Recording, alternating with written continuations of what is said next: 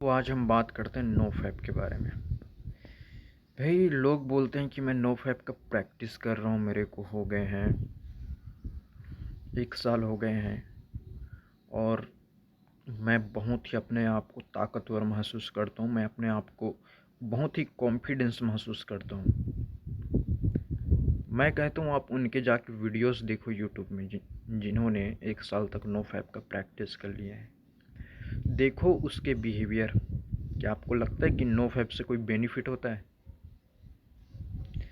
भाई no fap इसलिए बनाया गया था कि जो रेगुलर मस्टरबेट करते हैं, जैसे कि एक दिन में हो गया 3 बार करते हैं, या फिर जिनका काम रहता है बहुत लेकिन फिर भी वो मस्टरबेट करके अपने काम को टाल देते हैं, अपने रिलेशनशिप को अवॉइड करते हैं, घंटे भर मस्टरबेट करते हैं, इससे उनका हर चीज़ बर्बाद हो जाता है, उनका टाइमिंग चेंज हो जाता है, उन लोग मस्टरबेट को ज़्यादा टाइम देने लगते हैं। उनके लिए ये नो फैप बना था। मतलब इसको ऐसा करो जिसके लिए आप सब चीज़ के लिए टाइम निकाल सकते हैं। जैसे के लिए आप खाने के लिए टाइम निकालते हैं, आप तो खाते नहीं है ना दिन भर की दिन भर। दोपहर का नाश्ता कर रहे हो दिन भर, फिर उसके बाद और 3 बजे के बाद और कर रहे हो नाश्ता। तो इसको कम करने के लिए नो फैप का मूवमेंट चला था, इसे एक फॉरेनर ने निकाला था। तो यही है नो फैप का मतलब। ये नहीं कि 1 साल तक मस्टरबेट मत करो फिर आप अपने आप को ताकतवर महसूस करोगे। नहीं, ऐसा बिल्कुल गलत बात है।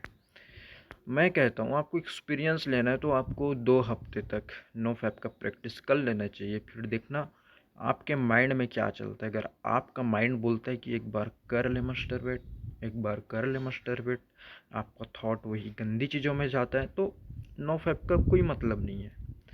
क्योंकि आप मस्टरबेट करते थे तो आपका थॉट उतना नहीं जाता था इन सब चीज़ों में, लेकिन अब तो जा रहा है। अब तो जा रहा है उन सब चीज़ों में, तो क्या मतलब।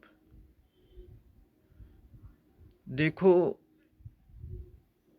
सेल्फ अवेयर आत्मज्ञान का सबसे अच्छा रास्ता है अपने मन को शांत करना।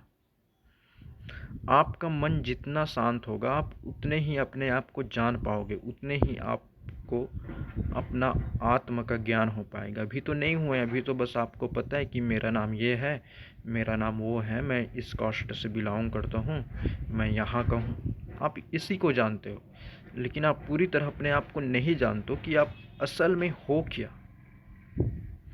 आप बोलो कि मैं एक शरीर हूँ, आप एक शरीर भी नहीं हो। आप बोलोगे कि मैं आत्मा हूँ, ये तो झूठ होगा, क्योंकि आपको आत्मा का पता ही नहीं। ये तो अपने आप से और दूसरों से झूठ बोलना हो गया है कि मैं एक आत्मा हूँ। आपने देखा है कभी उसका एक्सपीरियंस किया है आत्मा का? नहीं किया ना। आपने बस किया है अपने शरीर का, किया है अपने मन का किया है। तो आप बोल सकते हो कि मैं एक शरीर हूँ, मैं एक मन हूँ, लेकिन उससे भी एक ऊपर की चीज़ होती है आत्मा का। आप उसे बिना एक्सपीरियंस किए बिना नहीं बोल सकते कि हाँ मैं एक आत्मा हूँ। आपको उसके लिए एक्सपीरियंस चाहिए। उसके लिए आपको अपने मन को शांत करना होगा। आपका मन पूरी तरह शांत होगा तभी ही आप उसे देख पाओगे, क्योंकि उसे देखने के लिए आपका मन का मिट जाना ज़रूरी है। आपका मन मिटेगा तभी वो सामने आएगा। लेकिन मन मिटता कैसे? मन नो फैप करने से क्या मन मिट जाता है?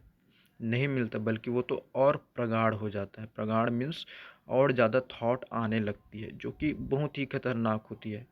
देखो, आप एक चीज़ को दबाने की कोशिश करोगे तो वो तो दब तो जाएगी, बट मिटेगी नहीं। वो दब कर वो आपके अनकॉन्शियस माइंड में चली जाएगी, जो कि आपके बिहेवियर, आपको कोई मेंटल डिसऑर्डर दे सकता है। जैसे कि आपको मस्टरबेट करने की बहुत इच्छा होती है, आप उसे दबा देते हो। हाँ, वो आपके कॉन्शियस माइंड से तो दब गया, आप कर भी नहीं रहे, लेकिन वो तो इच्छा तो है ना अंदर की। वो चला जाता है आपके अनकॉन्शियस माइंड में चला जाता है। और अनकॉन्शियस माइंड में जब जाता है ना, तो बहुत सारी मेंटल डिसऑर्डर क्रिएट करता है, जो कि बहुत ही खतरनाक है। आप किसी भी चीज़ को दबाने की कोशिश करोगे तो दब जाती है, और लास्ट में फट के ब्लास्ट होके बाहर निकलती है, जो कि बहुत ही खतरनाक होता है।